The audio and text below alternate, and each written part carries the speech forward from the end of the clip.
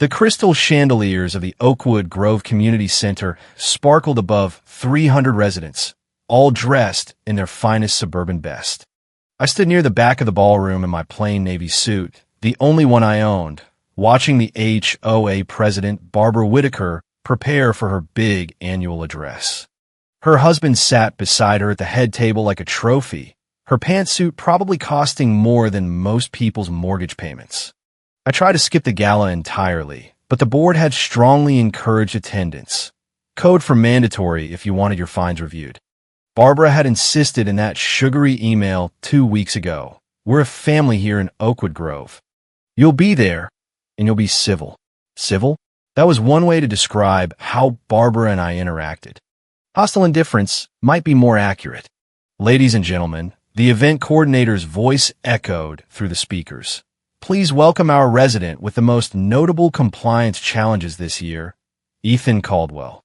I made my way through the tables, feeling eyes tracking my every step.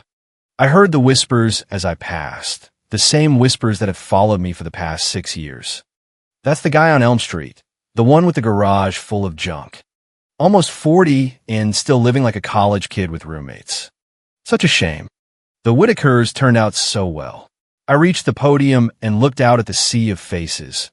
Barbara's bored cronies, the country club set, everyone who mattered in our little kingdom of beige houses and perfectly edged lawns.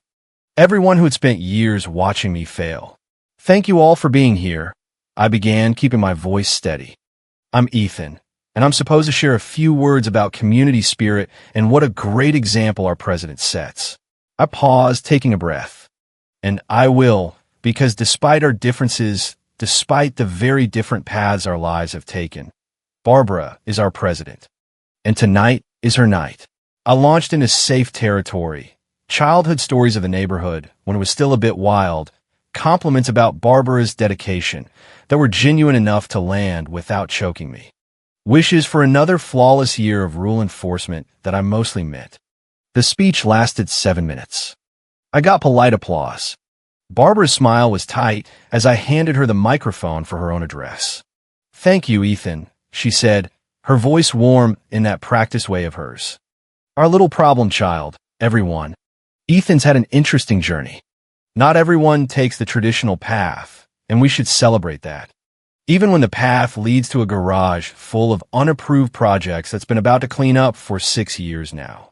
Uncomfortable laughter rippled through the crowd. I'm kidding, of course, Barbara continued, though her eyes said otherwise. Ethan's persistence is admirable. Most residents would have given up and hired a proper landscaper by now. But not Ethan. He's still out there chasing whatever it is he does in that eyesore of a garage, living on ramen and hope. More laughter, less uncomfortable now. In all seriousness, Barbara's tone shifted to something that might have been compassion if she didn't know me better. I admire Ethan's dedication to his vision, even if it hasn't panned out the way anyone hoped. Not everyone can keep up with Oakwood Grove standards. Some of us are doers who maintain 3-inch grass and approve shutter colors, and some of us are dreamers. The community needs both. I felt my face grow warm, but kept my expression neutral. This was Barbara's specialty, the subtle cut dressed up as presidential concern, the public shaming disguised as tough love. She continued her speech talking about her own journey from real estate agent to HOA president, how she'd raised property values 20%, thanked her husband for trusting her with our precious community, mentioned the upcoming luxury cruise, first class naturally, and outlined plans to tighten enforcement on solar panels because they ruined the aesthetic. When she finished, the applause was thunderous. Barbara was good at speeches. She was good at most things that involved controlling people. That was part of the problem. Dinner was served, filet mignon and Chilean sea bass with wine pairings for each course. I sat at a table with various neighbors and board members I hadn't spoken to in years. So Ethan, nosy Mrs. Hargrove leaned across, her diamonds catching the light. Barbara mentioned you're still doing that garage thing. How's that going? It's going well, I said simply. Well, but not HOA approved well. She tried to make it sound gentle. I mean, you're still living with roommates, aren't you? At 37, I have roommates. Yes. Honey, have you considered it might be time to try something else? My friend's son is a recruiter. Real jobs with salaries and benefits. I could put you in touch. That's kind, but I'm committed to my current work. Mr. Peterson joined in. Ethan, I respect the hustle. But 6 years is a long time without results. What does this garage project of yours actually do? We develop quantum secure systems for smart home data protection, I said. Quantum what? He nodded like he understood, though his eyes glazed over. Sounds complicated. Are you making any money? We've been focused on development rather than revenue for 6 years. Cousin-like neighbor Rachel chimed in. She was the board treasurer. Ethan, that's not sustainable. Even the most patient investors need returns. How much have you raised? Enough to keep us operational. That means no. Rachel translated for the table. Ethan, this is an intervention of sorts. We care about property values. We don't want to see you waste your life on something that's clearly not working and dragging down the neighborhood. It's working fine. Then why are you still living with roommates? Why are you wearing a suit that looks like Target? Why did you arrive in that ancient Toyota instead of something respectable? I sold my newer car. I didn't need it. The table went quiet. Even they could hear how bad that sounded. Oh, honey, Mrs. Hargrove said with genuine pity. Now you sold your car. That's really concerning. I work from home. Public transportation is efficient. Or you needed the money, Mr. Peterson said flatly. Ethan, this has gone on long enough. You're not 25 anymore. You're pushing 40 with nothing to show for it. No perfect lawn, no luxury SUV, no wife, no kids. You're living like a college student because you're too proud to admit your garage fantasy failed. It hasn't failed. Then what would you call it? Rachel challenged. What metric of success after 6 years of fines and warnings? I could feel eyes from other tables turning. The conversation was heating up. Look at Barbara, Mrs. Hargrove said, gesturing to the head table where Barbara and her husband were cutting the ceremonial cake. Look at real success. She's only a few years older than you. Corner office in the HOA beautiful home, bright future. That's what happens when you make smart choices. Different choices, I corrected quietly. Smart choices, she insisted. Practical, adult choices. Ethan, I love this community, but someone needs to tell you the truth. This dream is over. It's time to grow up and join the real Oakwood Grove. Before I could respond, Barbara's voice boomed through the speakers again. Everyone, if I could have your attention for just one more moment. I want to do something special. The room quieted. A spotlight swung to illuminate my table, specifically me. Ethan, Barbara said, her smile broad. Could you come up here for a second?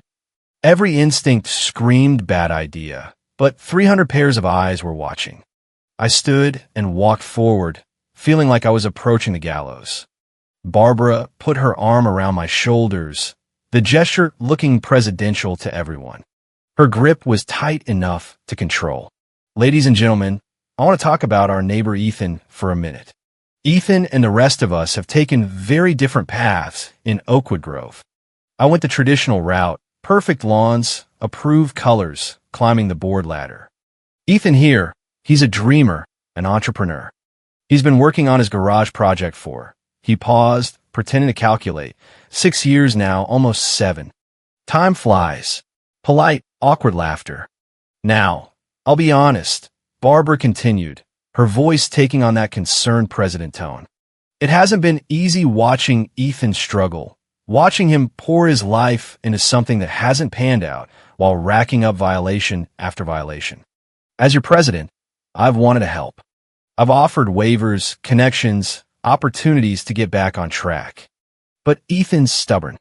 He believes in his vision even when the entire board doesn't. The pity in the room was palpable now. I could feel it pressing down from all sides.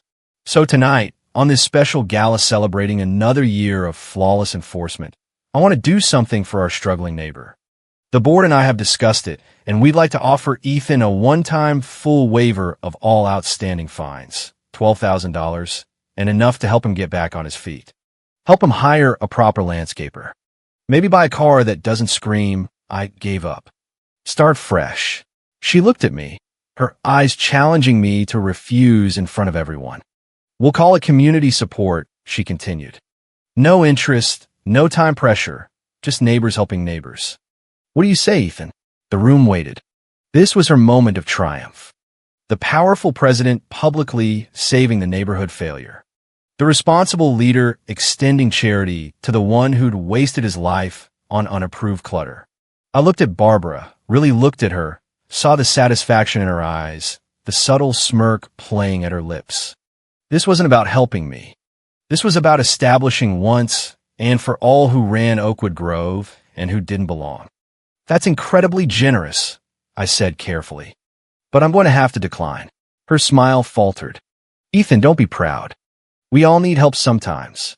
I appreciate the offer, but I don't need it. I'm doing fine. You sold your car, she said loud enough for everyone to hear. You're living with roommates at 37. You're clearly not fine. I have everything I need except the HOA seal of approval, I said. And now the mask was slipping. Except a real life, Ethan. A real income. A real lawn. Just admit it. Admit that your garage project failed. Take the help and move on. The project hasn't failed. Then show me the success. Her voice rose. Show me any evidence that you haven't wasted 6 years playing inventor while the rest of us maintain standards. Show me the money, the patents, the growth, anything that proves this isn't just a fantasy you've been living in while collecting fines. The room was dead silent now. Even the string quartet had stopped playing. I was about to respond when I noticed something. Several guests had pulled out their phones, faces showing confusion, then shock. A low murmur started spreading. Oh my God, someone said loudly. Is this real? More phones came out. The murmuring grew louder, more urgent. Holy crap, I heard Mr. Peterson say from my table. That can't be right. Mrs. Hargrove stood up staring at her phone. Ethan Caldwell, is that you? Barbara's husband was on his feet now. Phone pressed to his ear. I'm seeing the same thing. Multiple sources. CNBC just broke it. Bloomberg's confirming. Reuters has it up now. What's going on? Barbara demanded, looking around at the chaos erupting in her carefully planned gala. Barbara grabbed her own phone. Her face went white. The coordinator was frantically checking her tablet. Mrs. Whitaker, CNN is calling. They're asking if Ethan Caldwell is here. They want to know if they can come in. What? Barbara's voice was barely a whisper. Why would CNN want to come to my gala? Because of the acquisition announcement, the coordinator said, bewildered. The tech acquisition. It's breaking news. It's the lead story on every major outlet. Barbara was scrolling through her phone now, hands shaking. Ethan, your company, Quantum Guard Tech. That's your company. Yes, I said simply. It just sold, she read from her screen, voice hollow. Quantum Guard Tech, acquired by Google in landmark deal valued at $8.7 billion. The largest tech acquisition in 5 years. Revolutionary quantum encryption technology that will reshape smart home security globally. The room erupted. 8 billion, someone shouted. That's billion with a B. Google. He sold to Google. Barbara looked up from her phone. Her face a mixture of shock and something that looked like grief. You sold your company for $8.7 billion. Today. You sold it today during my gala. The deal closed at 4 p.m. Eastern, I confirmed. I would have preferred different timing, but the regulatory approvals came through faster than expected. I couldn't control the announcement schedule. Mrs. Hargrove had pushed her way to the front. Ethan, that article says you own 67% of the company. That means you personally made about $5.8 billion. Before taxes. Mr. Peterson was reading from his own phone. There's a profile here. Forbes just posted it. It says Ethan Caldwell, age 37, is now one of the youngest self-made billionaires in tech. It says he founded Quantum Guard in his garage 6 years ago with 3 MIT graduates. It says they developed breakthrough quantum applications that make current encryption methods obsolete. The roommates Rachel said faintly. Your roommates were your co-founders, Dr. Sarah Martinez, Dr. James Park, and Dr. Angela Thompson. I confirmed. We met at MIT. They're the smartest people I've ever known. More guests were crowding around now, all reading the same stories, all trying to process what was happening. The Google deal includes continued employment for the founding team. Someone read aloud. Ethan Caldwell will serve as VP of Quantum Security with a salary of Jesus. That salary alone is more than most people make in a lifetime. Barbara was still frozen, her phone hanging limply in her hand. You let me give that speech. You let me offer you a $12,000 waiver. You let me call you a failed resident in front of 300 people. You didn't let me say much of anything, I pointed out. You could have stopped me. You could have told me. The deal was under NDA until the announcement went live. I legally couldn't tell anyone. The announcement was scheduled for 6 p.m. Pacific. We're on the East Coast, so 9 p.m. Here. I thought I'd make it through dinner at least. Barbara's husband was on his phone now, too. His perfect composure starting to crack as tears of rage formed. There are news trucks outside. The coordinator says CNN, CNBC, Bloomberg, and 3 local stations are requesting access. They want to interview Ethan at my gala. Barbara said, this is my gala, my night, and you're making it about you. I'm not making it about anything, I said calmly. I came to the gala like the board required. I gave my short speech. I sat quietly at my table. You're the one who called me up here and demanded I show success.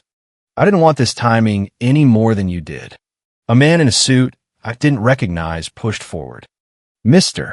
Caldwell, I'm Bradley Morrison, partner of the local country club. I'd love to discuss potential investment opportunities if you're considering. Not now. Barbara snapped at her ally. Then to me, you sold your car because you didn't need it or because you were about to be a billionaire and material possessions didn't matter anymore. Both, I suppose. The articles mention your lifestyle, Rachel said, still reading. It says you continued to live modestly throughout the company's development to avoid distractions and maintain focus. It quotes you saying, wealth is a byproduct, not a goal. That's from an interview you did with TechCrunch last month. They interviewed me as part of the acquisition due diligence process. More phones are ringing now. Mr. Peterson answered his, listened for a moment, then looked at me with an expression I'd never seen before. That was my office. They want to know if I can introduce them to you. They're interested in discussing wealth management services for high net worth clients. High net worth. Mrs. Hargrove repeated with a slightly hysterical laugh. He's worth almost $6 billion. That's not high net worth. I don't even know what that is. The coordinator approached again, more frantic now. Mrs. Whitaker, the press is getting aggressive. They're asking if they can set up outside. CNN is offering to pay for exclusive access. What should I tell them? I looked at Barbara and her husband. This was their night, their moment, and I had just inadvertently destroyed it. Tell them I'll give a statement in 30 minutes outside, not in the venue. And make it clear that tonight is about the gala and community spirit. The business news is secondary. Secondary, Barbara repeated numbly. You just became a billionaire, and it's secondary to my gala? Yes, you're our president, Barbara. That matters more than money. She laughed, but there was no humor in it. Money? You say that like it's trivial. Like 5.8 billion is just pocket change. It's a number, I said. It doesn't change who I am. It changes everything. Her voice cracked. Everything I've worked for, everything I've accomplished. I'm made president of the HOA. Do you know how hard that is? How many people compete for those positions? I thought I'd made it. I thought I was successful. You are successful. I'm making fines what you made in 3 seconds when that deal closed. The math seemed to hit her as she said it. 3.7 seconds. Every second the clock ticked, you made more than my annual salary. The room had gone quiet again. Everyone watching this confrontation play out. That's not a fair comparison, I said. None of this is fair. Barbara's composure was completely gone now. I did everything right. I enforced every rule. I worked 80-hour weeks on the board. I sacrificed. I climbed the ladder. And you just built something in your garage and became a billionaire. It wasn't just anything. We worked 18-hour days for 6 years. We lived on nothing. We almost failed 3 times. The breakthrough that made this possible came at 3 a.m. on a Tuesday after Sarah had been working for 31 hours straight. There's no just about any of it. Barbara's husband was crying openly now. Our gala. Everyone's going to remember our gala as the day Ethan became a billionaire. Not as our special night. Not as the night we celebrated another year of perfect enforcement. He wasn't wrong. I could already see guests recording videos, taking pictures, posting on social media. The billionaire gala was probably already trending. My phone vibrated. Then again and again. I pulled it out to see hundreds of notifications, messages from my team, from our lawyers, from Google executives, from journalists, from people I hadn't spoken to in decades. And one text from Sarah, holy timing. Are you okay? Do you need extraction? I typed back, at the HOA Gala. Long story. Call you in an hour. Her response was immediate. We're all watching it unfold on Twitter. The memes are already incredible. Hang in there, Ethan Caldwell. A woman's voice came from behind me. I turned to see a journalist who must have talked her way past security. I'm Jessica Park from Bloomberg News. Can you comment on the acquisition? What does this mean for the future of quantum security? Not now, I said firmly. This is a private event. The public has a right to know. The public can wait an hour. Please leave. Security was already moving toward her, but the damage was done. More reporters would try the same thing. The venue was about to become a circus. Barbara, I said, turning back to the president. I'm going to leave. I'll give my statement outside, draw the press away, let you salvage what's left of your gala. I'm sorry about the timing. I truly am. Sorry, Barbara repeated. You're sorry. You just humiliated me in front of everyone I know, everyone who matters in this community, and you're sorry. I didn't humiliate you. I didn't do anything to you. You exist, she shouted, her face red. You exist, and you're better than me at everything that actually matters. I spent my whole life trying to control this neighborhood, trying to be the successful one. And she couldn't finish. Her husband put a hand on her arm, but she shook it off. Do you know what this is going to be like for me? Go into the next board meeting. Everyone knowing that my deadbeat resident sold his company for almost $9 billion. Everyone remembering that I offered him a waiver and called him a failure in my own gala. That speech is already viral. Someone called out unhelpfully. 3 million views on TikTok. Barbara's face went from red to pale. No. Tell me that's not true. Multiple videos from different angles, Mr. Peterson confirmed, looking at his phone. The one with the best audio is trending #1 worldwide. The comments are, they're not kind to you, Barbara. I watched the president process this. Watch her realize that her moment of triumph, her gala night, her speech establishing herself as the enforcer-in-chief had become the most public humiliation of her life. I should go, I said again. Wait, a quiet voice cut through the chaos. It was my elderly neighbor, Mrs. Thompson. She'd been so silent I'd almost forgotten she was there. She pushed through the crowd, her husband right behind her. Ethan, she said, and her voice was shaking. Is this real? All of this? Yes, Mrs. Thompson. You've been a billionaire and waiting for how long? We knew the deal was likely about 6 months ago. We knew it was definite about 3 months ago. The exact valuation was confirmed 2 weeks ago, and I couldn't tell anyone. And honestly, I hesitated. Would you have believed me? The question hung in the air. Mrs. Thompson and her husband exchanged a glance. No, he admitted quietly. We wouldn't have. We would have thought you were delusional, making up fantasies to make yourself feel better about failing. That's what we thought anyway, Mrs. Thompson added. Every time you talked about the company, about the technology, about the potential, we thought it was just wishful thinking. We thought you were lying to yourself.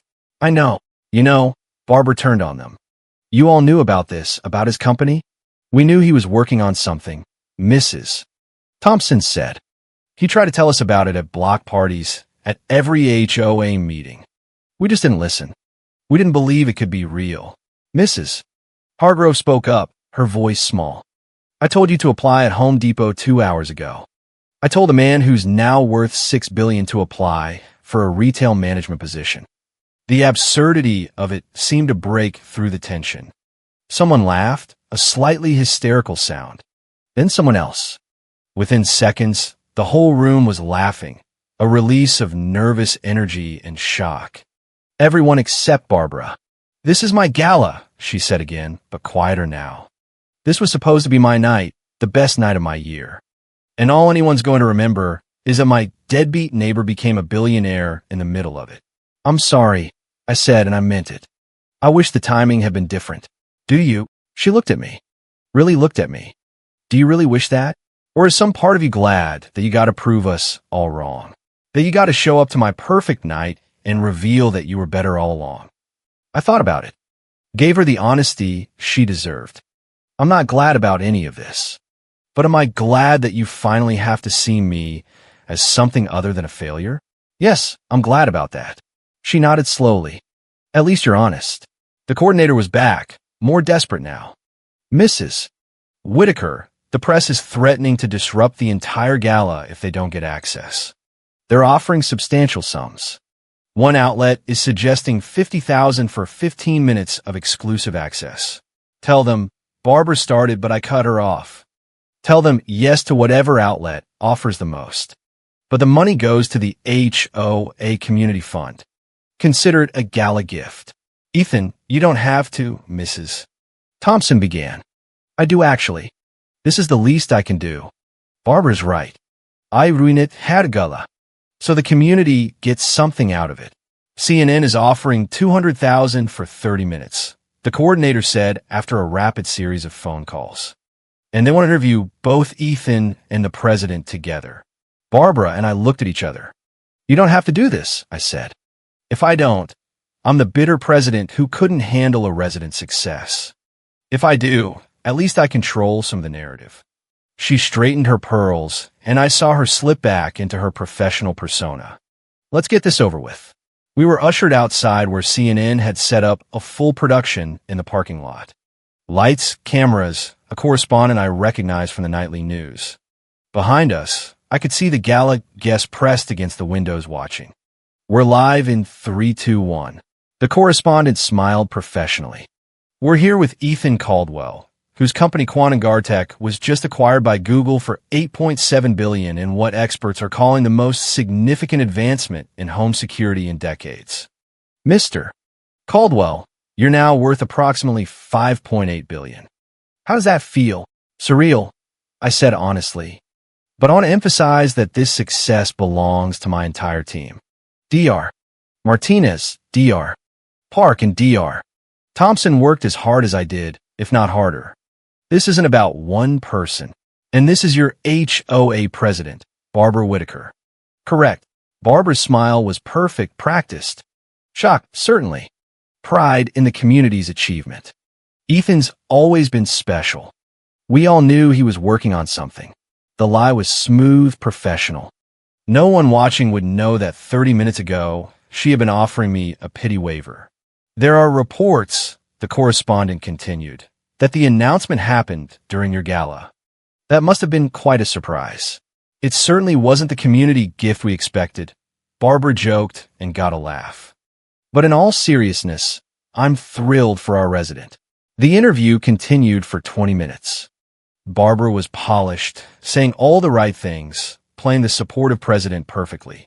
I answered questions about the technology, the future applications, what I plan to do with the money. When it ended and the cameras stopped rolling, Barbara's smile dropped immediately. $200,000, she said flatly. You just made our gala night into a news segment for $200,000. You would have done it for free, I said. At least this way the community gets something. I don't want your charity. It's not charity. It's CNN's money. Take it, don't take it. I don't care.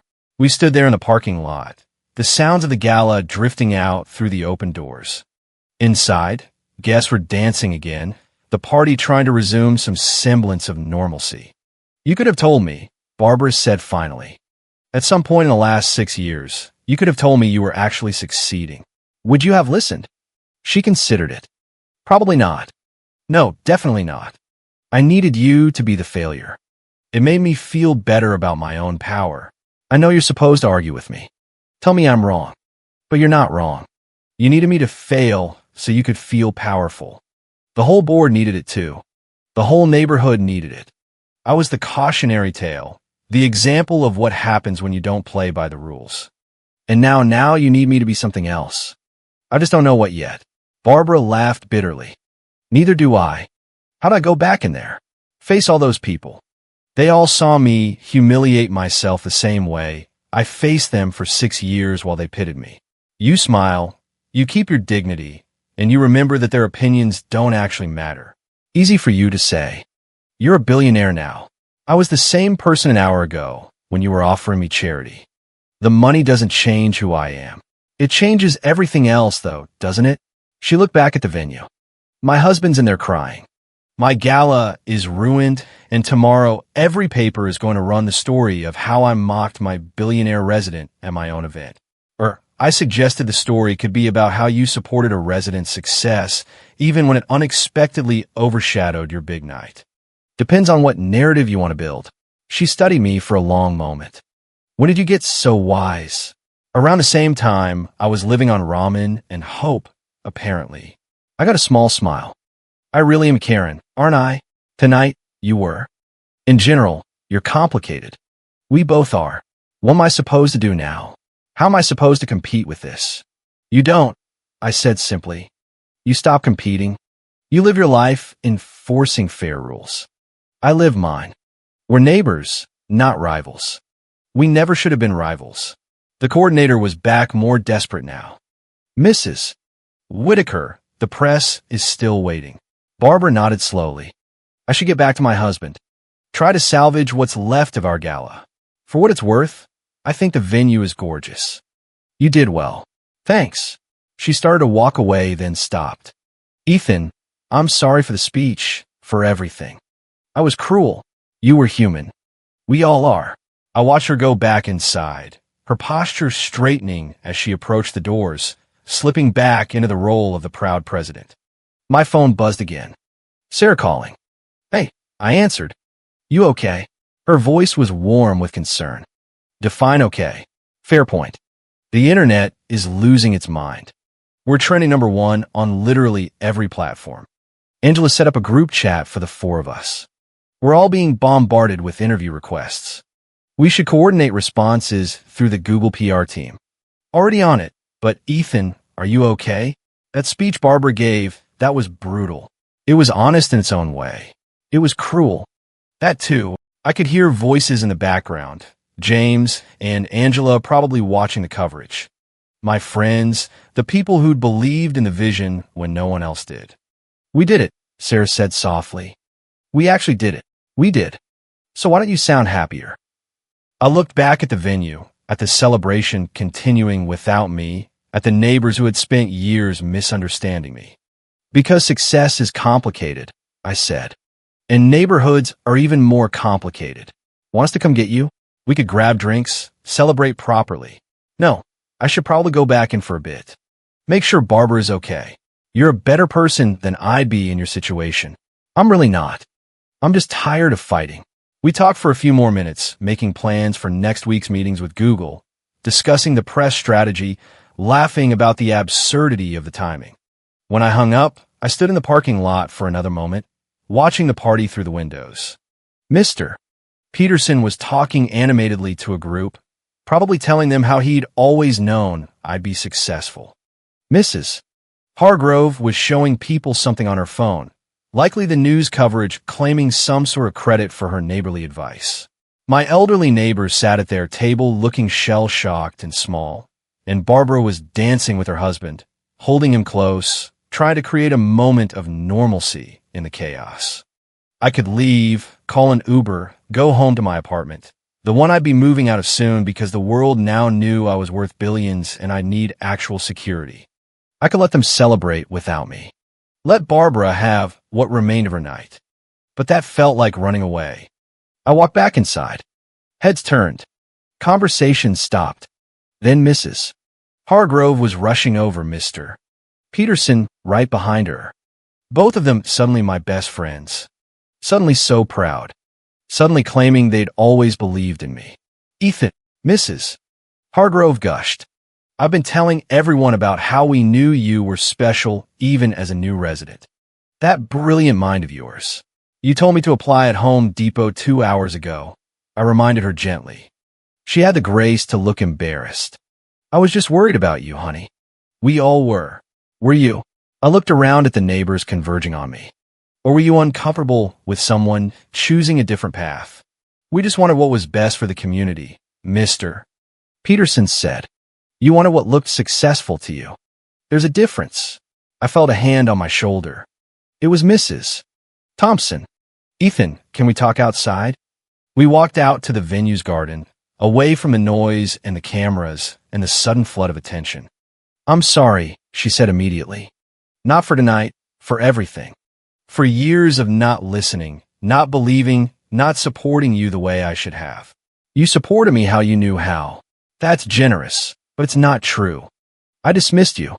I compared you to Barbara constantly. I made you feel like a failure because you weren't successful in ways I understood. She took a shaky breath. I'm proud of you. I should have said that years ago, but I'm saying it now. I'm incredibly proud of you. Thanks, Mrs. Thompson. And I'm sorry it took billions of dollars for me to finally see what was there all along. We stood together in the garden, the party continuing without us. After a while, her husband joined us, then Barbara and her husband. One by one, the neighbors filtered out until we were all there together, away from the chaos.